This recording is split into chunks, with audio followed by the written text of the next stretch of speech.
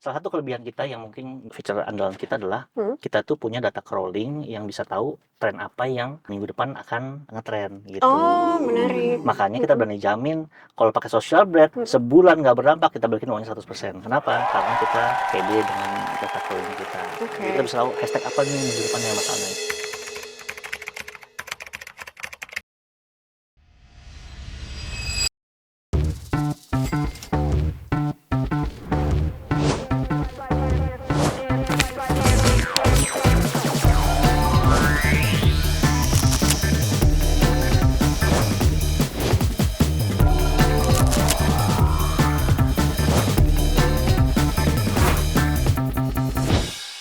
Welcome to Carpage Season 2, a program by Digital Hub Sinar Masline and teman startup. Selama 20 menit, venture capital and startup founders akan membicarakan mengenai ide bisnis mereka dan meyakinkan para investor untuk mendapatkan the golden ticket sebagai hadiah utama. So, kira-kira apakah mereka akan berhasil atau gagal? Stay tuned on Carpage Season 2.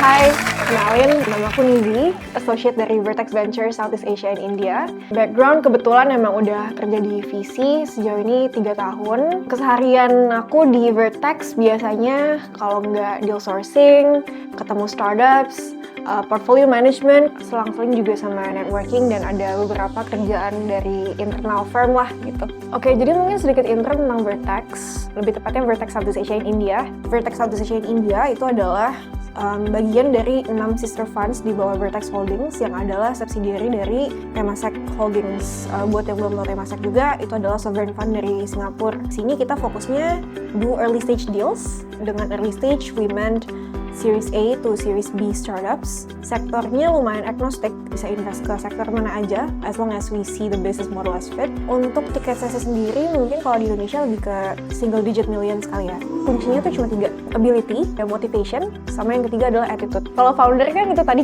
3 kategorinya ya. Kalau misalkan startup sendiri itu aku dari dulu selalu diajarin ada 4. Problem and solution, market, business model, sama funding team. Coba untuk menyelesaikan masalah yang memang ada. Jadi mereka nggak semata-mata bikin solusi terus nyari masalah. Emang urgent, marketnya cukup besar untuk diselesaikan gitu. Ya pastinya dengan dia menyelesaikan masalah itu, mereka harus punya business model yang bagus. Because we're running a business, not a charity.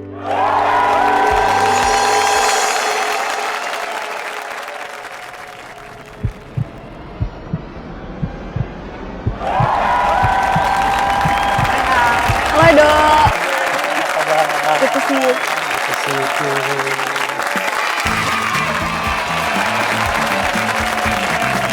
Hai, nama saya Edo Zel, founders dari Social Bread. Preparationnya sebenarnya tidak banyak preparation sih. Mungkin saya mau lebih banyak ke cerita aja dibandingkan pitching ya. Harapannya pengennya sih bina hubungan baik aja. Harapannya lebih banyak orang yang tahu lah visi misinya Social Bread sehingga lebih banyak orang terbantu dengan Social Bread ini. Easy, ya. Ya, berjumpa lagi. Yes. Yes. Thank you ya udah mau ketemu saya hari Pasti ini. dengan senang hati. Iya. Anyways, dulu sebenarnya aku suka ngeliat Edo di sosmed nih. Jadi mungkin Kamu masih? masih sekolah. Terima kasih saya tua. Anyways, udah cukup familiar sama mukanya Edo. Tapi ini ya baru bikin startup. Yes. Ya. Ya saya content creator dari tahun 2009. Jadi zamannya orang belum tahu apa itu YouTube, saya sudah YouTubean duluan bareng sama Sinta Jojo dan kawan-kawan. Jadi saya tua sekali ya.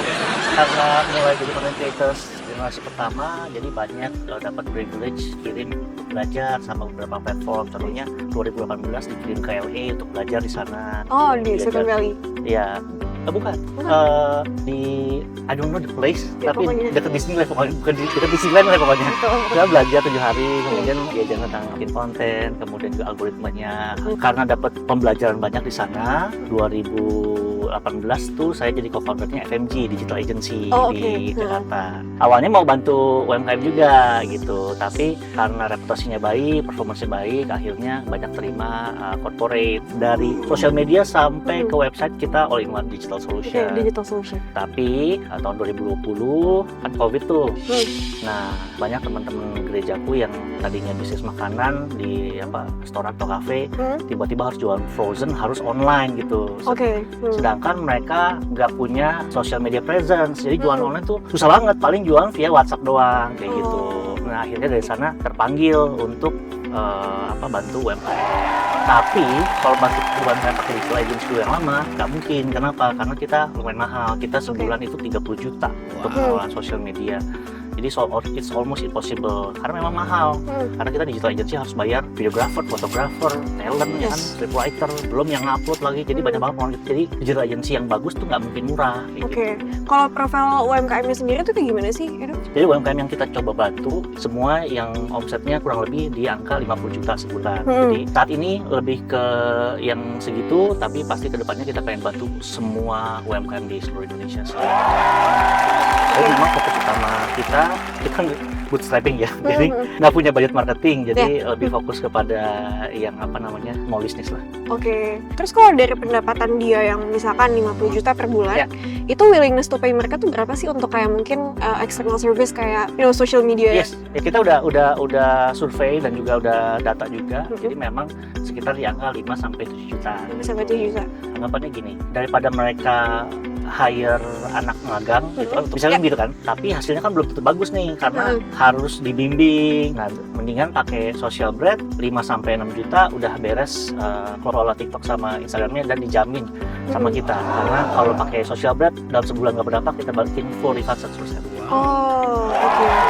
Kalau untuk adminnya sendiri, itu kalian yang train juga ya kalau gitu? Kita nggak train admin, kita itu jadi mungkin aku jelasin sedikit ya Oke. tentang apa yang kita Boleh. buat. Jadi sebenarnya karena UMKM ini mau pakai digital agency untuk kelola sosial medianya kemahalan, dan biasanya itu harus kontrak kan. UMKM jadi bingung kan, belum tahu hasilnya tapi udah harus kontrak gitu kan. Nah, jadinya gimana caranya supaya murah, sedangkan digital agency ya itu tadi harus bayar videographer, talent dan segala macamnya, jadi nggak mungkin murah. Nah, ya udah kita ketemukan langsung mereka sama real content creators yang punya 1000 sampai 100.000 followers. 1000 sampai 100.000. Kan mereka sudah terbiasa untuk syuting sendiri, ngedit sendiri, scriptwriting sendiri, joget-joget sendiri ya kan, acting sendiri, yang nguploadin juga.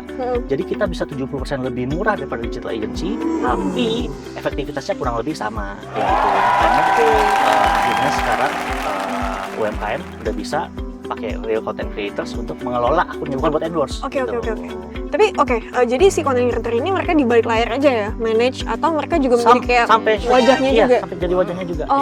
Oke, menarik. Jadi benar-benar mereka muncul di akunnya si UMKM. Oke. Udah berapa banyak content creator juga? Content creator yang register ada 10.000. Oh wow, 1:1 kah yang handle atau? Jadi ada beberapa produk yang kita punya, yang paling sustain saat ini adalah si social media management.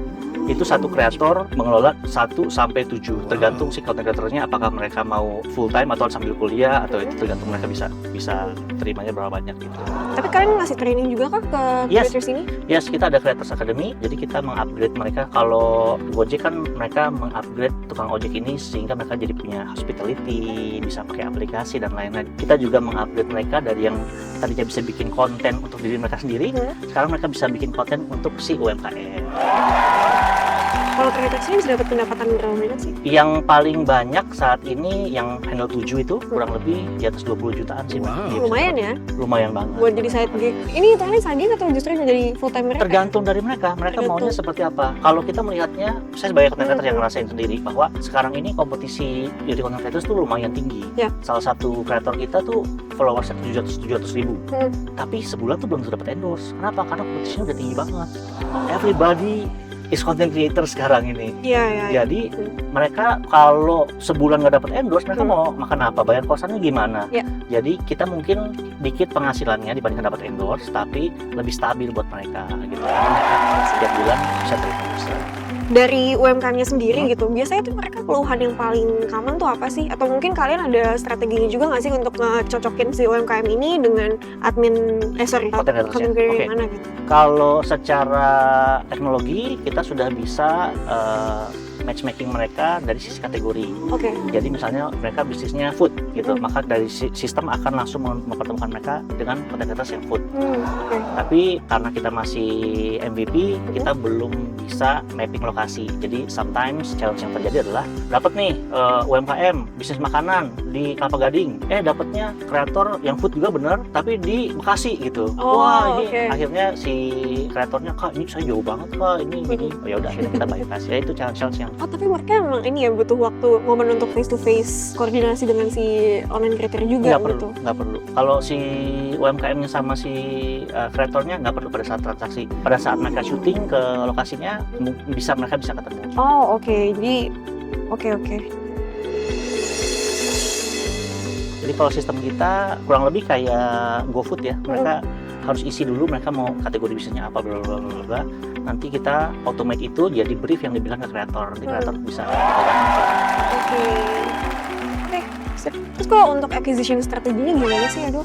Kembali lagi kita belum ada budget Iya, marketing. nggak apa-apa. Jadi kebanyakan lebih ke webinar, ya ads adalah dikit-dikit kalau lagi profitnya lagi banyak. Iya. Organic content pasti gitu. Social Bread sendiri di akun TikToknya punya sekitar 150.000 followers, di yang untuk UMKM-nya ada sekitar 50-80.000. Jadi kita ada dua stakeholder, yang satu untuk kreator, satu untuk si UMKM. Kalau untuk kayak referral program gitu ada juga nggak? Referral program kita belum ada yang di teknologi ya. Oke. Masih yang misalnya dari agensi mana mau dibantu kelola TikToknya atau dari mana kita kasih referral by perjanjian sih, belum ada tapi kedepannya pasti. Oke. Gitu. Kalau untuk competitive landscape, competitive landscape, Sebenarnya kalau yang bisnis modelnya sama-sama kita belum ada, Oke. bahkan di internasional pun belum ada. Jadi kebanyakan ya mengkoneksikan content creators dengan UMKM untuk endorse, ya kayak Invina, kayak Sociabas dan lain-lain. Jadi kebanyakan untuk endorse. Yang untuk pengelolaan sosial media kita satu-satunya. menarik. Oke. Anyways, tapi monetization-nya kalau itu dari subscription ya? Bukan, Service. kita ada platform fee sih. Platform fee. Iya betul. Jadi kayak Kita transaksi tiap bulan aja, kayak gitu. berapa fee-nya? Sekitar sampai tergantung. Jadi ada beberapa produk kan, jadi beda-beda. Sip. Terus kedepannya mau ada kayak ini nggak sih, kayak mungkin business line atau revenue stream lain yang mungkin mau diangkat juga di Nah tempat ini kalian? saya mau pamer sebenarnya. Ini produk barunya kita nih, lagi laku banget produk terbaru kita. Jadi kita mengkonekkan si UMKM dengan live shopping streamer. Oh, Gitu. oke. Dan ini to be honest, ini udah hampir ngejar revenue-nya dari social media management sih. Oh, oke. Tapi masih growing banget, kita masih kembangin teknologinya masih FVP banget sih kita untuk live-in gitu. Jadi masih banyak intervensi manual ya, karena kita masih early stage. Kalau live commerce artinya TikTok ya? Iya, TikTok, Tokopedia, Shopee, sebenarnya semua bisa. Cuma memang yang laku saat ini ya TikTok live shopping ini lagi laku banget. Oke. Salah satu user kita itu omsetnya sebulan bisa tembus 1 miliar Dari live shopping aja? dari live shopping aja. Saya juga sampai bingung.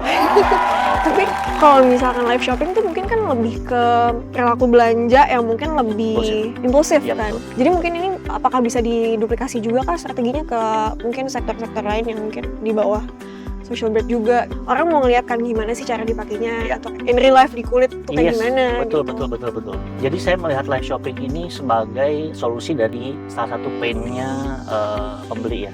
Jadi pada saat kita mau beli di e-commerce kan kita sering bertanya, apakah nih orang, nih seller, produknya sama dengan yang difoto? Satu. Yang kedua, ada kekhawatiran bahwa ini seller ini nggak punya produknya sebenarnya, di orang Oh, lain. dropship. Iya, seperti itu. Nah, pada saat live shopping, orang jadi lebih percaya sama dia. Iya. Oh, lu benar-benar punya produknya dan produknya benar-benar sesuai dengan apa yang lu janjikan. Jadi, makanya sekarang lagi tren banget meningkat untuk belanja di live shopping, kayak gitu. Aku sih melihatnya seperti itu.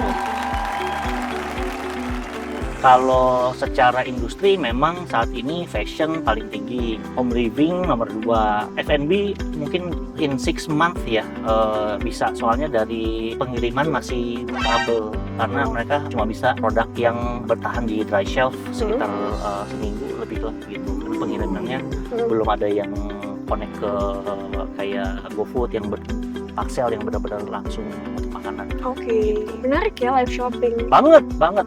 Kalau lihat grafiknya kita udah mau nyusul si SMM ini, jadi ya kita. Jadi kalian proyeksinya ke depannya akan lebih banyak contribution revenue dari live shopping? Kalau kita lihat projection sih sepertinya seperti itu, tapi kita percaya bahwa karena satu live shopping memang secara lebih mahal memang dibandingkan SMM. Oke. Jadi kita pegang saat ini sekitar 14 UMKM aja udah hampir nutupin yang 50-an UMKM ya SMM. Tapi kita percaya bahwa SMM ini penting banget. Kenapa? Karena kalau menurut data 71% consumer decision sekarang ini dipengaruhi oleh sosial media. Yes. Jadi penting banget semua UMKM itu punya sosial media yang dikelola dengan baik. Iya, mungkin karena kalau di Indonesia mau sales channelnya apapun itu marketplace, Iya. mau apapun itu pokoknya. Pasti ceknya ke sosial media. Ceknya social media dulu. Kalau 2017 kita masih cek apa website gitu kan, fashion apa, websitenya apa, gitu. Kalau Google sekarang gitu. enggak, Sekarang langsung mau lihat kafe, mau lihat apa pasti lihatnya di Instagramnya pun UMKM-nya Iya. gitu kan. Terus baru kita bisa lihat oh ini memang cocok kayak gitu.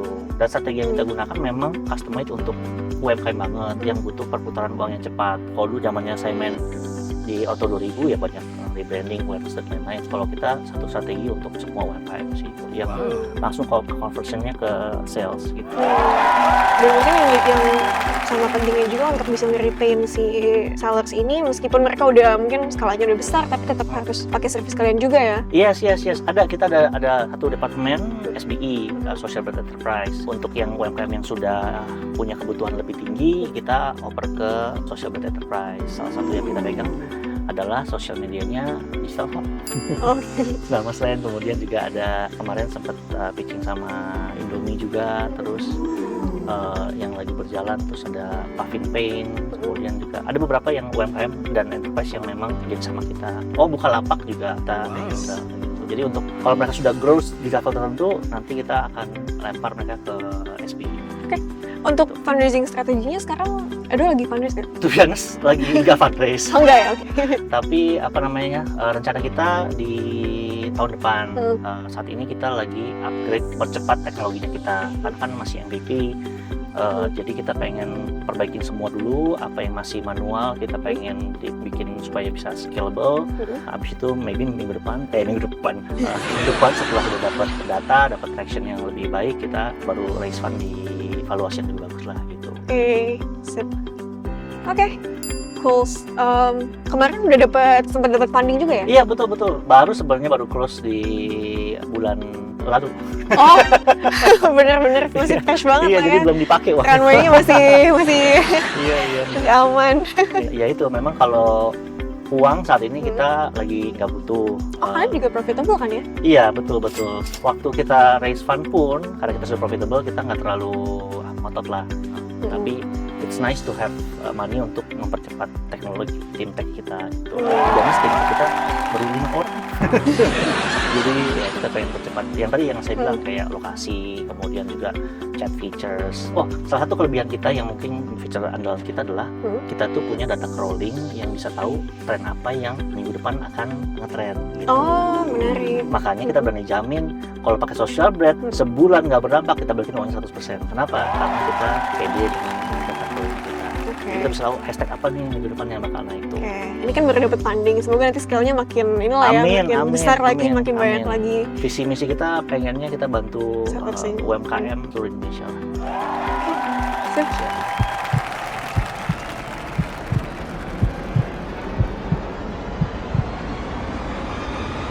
Terima kasih banyak. Wah, apa ini? Golden ticket. Ini langsung dapat funding. Terima kasih. Thank you. Senang banget karena dapat golden ticket sama Nizi dari Vertex. Next stepnya ya pasti bina hubungan baik, dapat kesempatan untuk coffee chat juga kan pastinya nanti supaya pada saat kita nanti tahun depan raise fund bisa lebih engage dan lebih mengerti. creative economy. That's the word. Kebetulan kita juga ada beberapa investments ke sektor tersebut, bukan cuma di Indonesia juga, tapi di negara lain di Southeast Asia. Jadi, if you're asking me whether it's within our interest or not, yes. Salah satu market yang lumayan kita perhatikan juga. Business model sendiri bisa dibilang agency, juga sesuatu yang bisa kita consider juga sih. Kayaknya nih, mereka udah mulai kebaca lah playbooknya gimana gitu. Jadi mungkin menarik aja sih untuk mungkin bisa dipelajari lebih lanjut, terus juga bisa maintain kontak untuk nanti mungkin kalau misalkan stage-nya udah tepat kita bisa connect lagi. Thank you for watching. Kalian bisa tunggu episode selanjutnya atau nonton episode-episode sebelumnya di YouTube-nya Digital Hub.